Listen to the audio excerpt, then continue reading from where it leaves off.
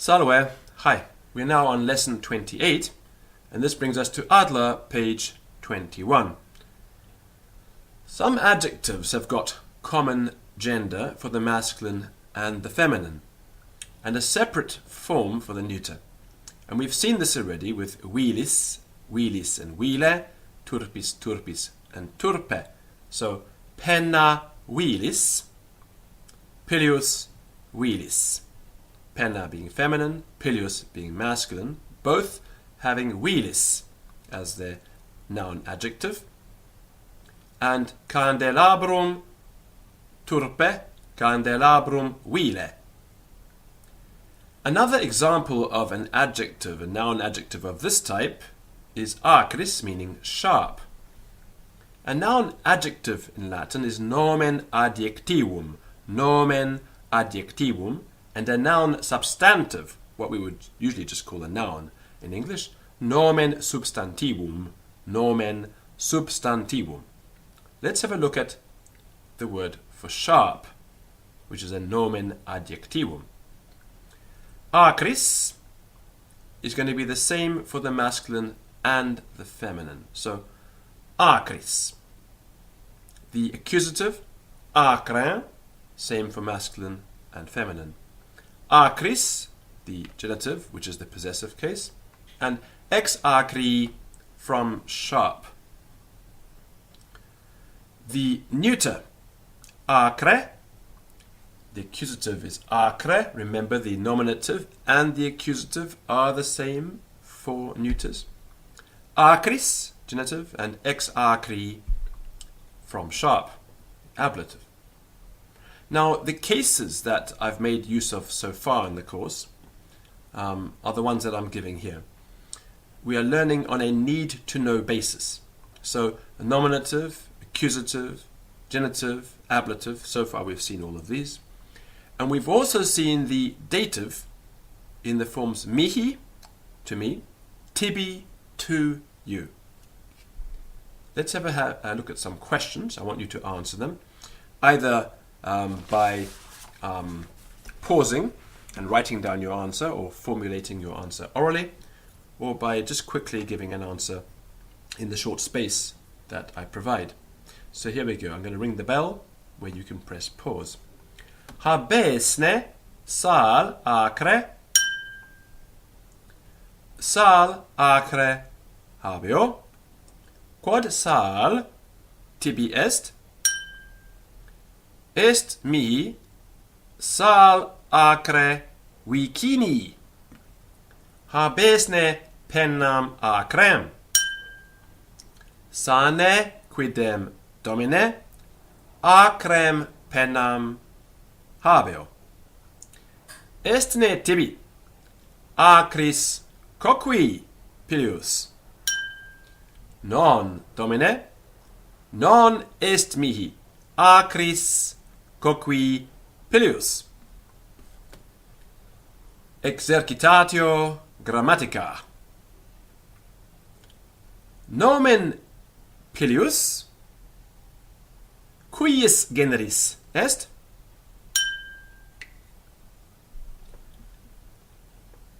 Masculini generis est? Cuius numeri est nomen sal? Singularis est? Acris? Quae pars orationis est? Pars orationis est nomen adjectivum. Habeo, cuius est personae? Persona primae singularis est habeo. Habes cuius est personae? Persona secundae singularis est habes. Habet Quies personae est? Persona tertiae singularis est habet. Now, so far, we have seen the genitive being used with some words, aliquid, something, as in aliquid boni, something of good, aliquid boni. And we've seen the genitive used with nihil, nihil boni, nothing of good. In other words, nothing good. This is known as the partitive genitive. I'll say that again. The partitive genitive, the genitive of part, something of good, so part of good. Nihil boni, nothing of good, nothing of part of good. Aliquid and nihil are both neuter words. And so, of course, their adjectives, if they were to have an adjective, would be neuter. However, generally speaking, only adjectives that have their genitive that terminates in the letter I can be used partitively. So boni, aliquid boni, nihil boni, these have a genitive in I, the letter I. And they will always be neuter because they are agreeing with aliquid nihil. Well, they're not really agreeing with it, but they have to be neuter. So you can only use neuters. Aliquid mali, aliquid pulchri are all well and good. However, we cannot say aliquid turpis. It's not generally allowed because turpis does not have its genitive in I. Turpis, of course, is the genitive of turpis. If you want to say aliquid turpis, something ugly, then we do the usual thing. We put the adjective in agreement with aliquid in the normal way. Aliquid bonum. Aliquid is neuter, bonum neuter. Aliquid bonum. Aliquid malum. So aliquid, the noun, and malum, the noun adjective, agreeing. Aliquid malum. Aliquid turpe. Aliquid being neuter, turpe being neuter. Aliquid turpe. And these are either accusative or they are nominative. And they look the same. Let's have a look at some questions. I'm going to ring the bell and you're going to do the usual thing. Estne tibi aliquid boni? Est mihi aliquid boni? Num est tibi aliquid acre? Non est mihi quidquam acre? Habesne aliquid bonum? Aliquid bonum habeo? Nihil nequam habeo? Num est tibi quidquam turpe? Non est mihi quidquam turpe? An habes aliquid turpe? Nihil turpe habeo? An habes aliquid acre? Nihil acre habeo? Aliquid pulchri habeo? Now the neuter word quid can be used simply to mean what. And it's a noun. What? Because it's a noun, it can take, like any other noun, a possessive case, just like aliquid or nihil, as we've seen above. So it can also, being a noun, take an adjective. And the adjective, of course, if it has one, will agree with it. And here is what it looks like. Quid bonum? Quid vile? These are all questions, of course. Quid bonum? Quid vile? Quid pulchrum? Quid venustum? Quid magnum? Quid turpe? Quid acre? Quid ligneum? Quid plumbium? Quid cartaceum? Quid scortium? Quid bellum? Quid argenteum? And notice, of course, that the adjectives are all neuter because they have to agree with quid, and quid is neuter. Now, being a noun, it can also take a possessive. And here, if it takes a noun and a possessive, it can have any genitive ending at all. In I, in is, in any other genitive ending. But, remember, we can only describe quid using neuter adjectives in the genitive that end in I, the letter I. So you could say this: quid sartoris habes? What of tailor do you have? In other words, what sort of tailor do you have? Quid sartoris habes? But you should avoid saying something like quid acris habes, which looks the same as quid sartoris habes, but acris is not a noun substantive, but a noun adjective. And if you're going to have a noun adjective, it has to be one that ends in I in the genitive, and it has to be neuter. So quid acris habes, we can't say that. You're limited to forms such as quid belli, quid plumbi, quid magni, quid pulchri, when it comes to adjectives. And as most adjectives in Latin are of this sort, it's not really much of a limitation. Let's have a look at some questions. Quid tibi est?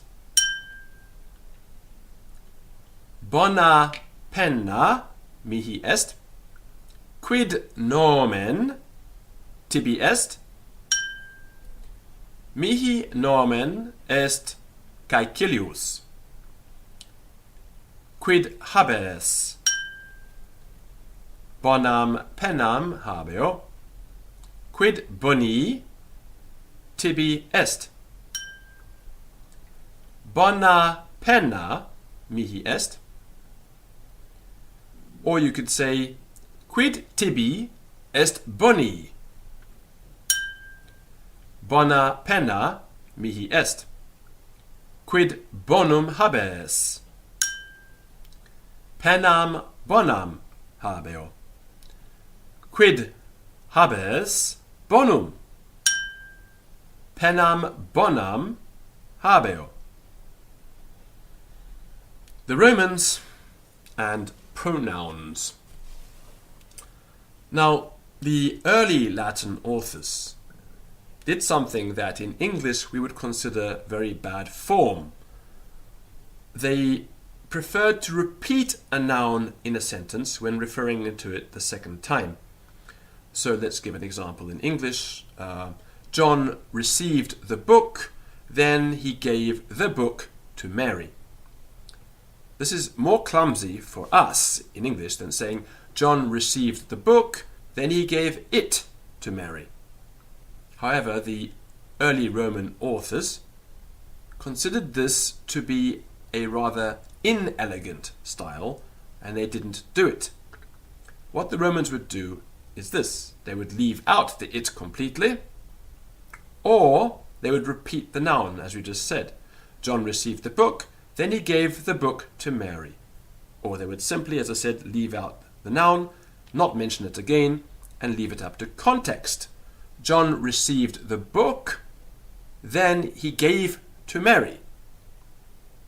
Now, we can't say that in English. That in English just does not work. But it works nicely in Latin. John received the book, then he gave to Mary. So Latin does this sort of thing a lot. We just have to face the facts. The Romans did not like the word it. In later Latin, when the Roman Empire began its long decline and fall, the Romans started to use the word it far more often. And no one has ever studied the connection between the usage of the word it and the collapse of the empire. That would make an interesting study. No? Anyway, in the absence of a proper word for it, because the Romans did not have a proper word for it, the Romans used the demonstrative pronoun.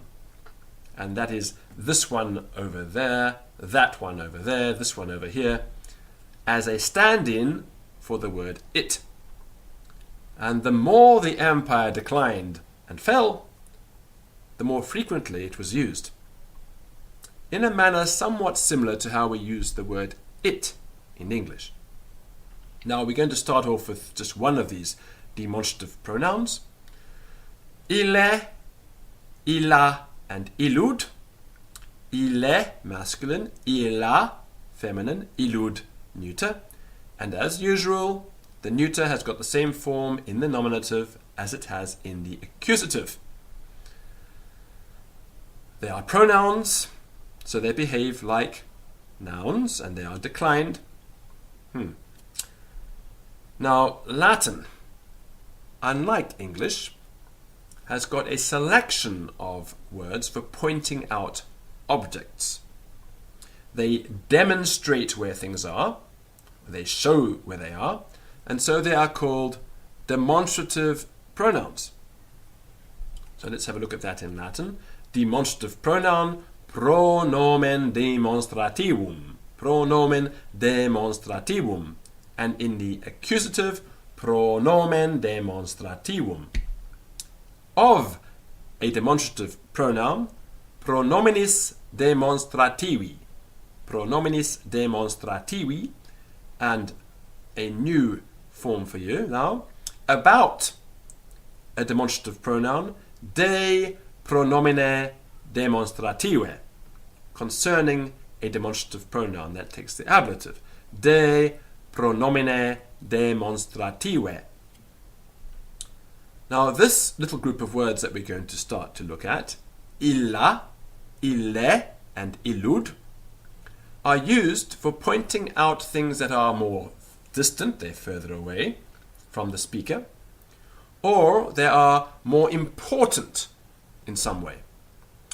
There are other demonstrative pronouns in Latin. This one that's close to me, this one that's sort of in the middle distance, and there are other ones. We will meet these later on. But let's just stick to ille, illa, and illud. So that one over there, that more important one, ille, that's masculine, and illum in the accusative. That one over there, feminine, illa, and in the accusative, illam. And for the neuter, remember the nominative and the accusative are going to be the same. So illud and illud for the neuter.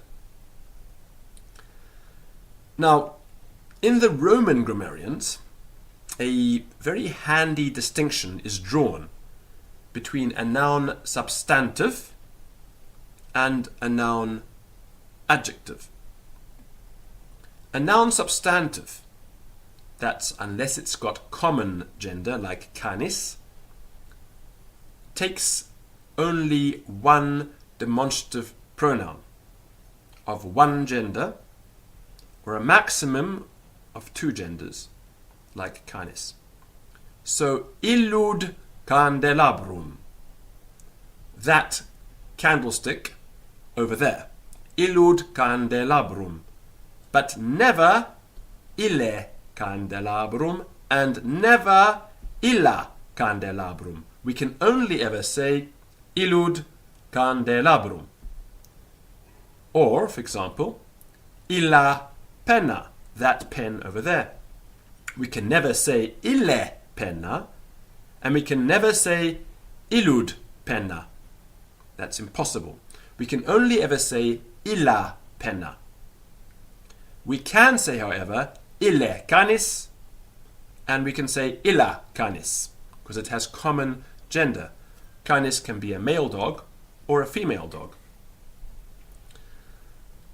However, a noun adjective is marked by taking demonstrative pronouns of all three genders. Now, these can be spread out in three forms, as in the adjective good, ille bonus, that's masculine, illa bona, that's feminine, and illud bonum, that's neuter. So there are three forms: ille, illa, illud, ille bonus, illa bona, illud bonum. Or we can spread out the three demonstratives, but with two forms, like the adjective sharp, which we had at the start of the lesson. Illa acris, that sharp, over there, feminine. Ille acris, that sharp, over there, masculine. And illud acre, that sharp, over there, neuter.